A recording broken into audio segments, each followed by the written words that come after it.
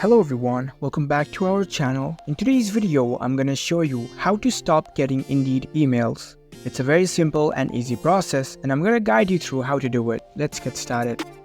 First of all, on your phone, launch the Indeed app. After you are in the app, make sure that you are logged in with your account. And at the bottom right corner, you can see the profile icon. Click on it. Once you're in your profile page, you can see the three lines icon at the top right corner. Tap on it. Now select settings from here. Next up, choose the communication settings option.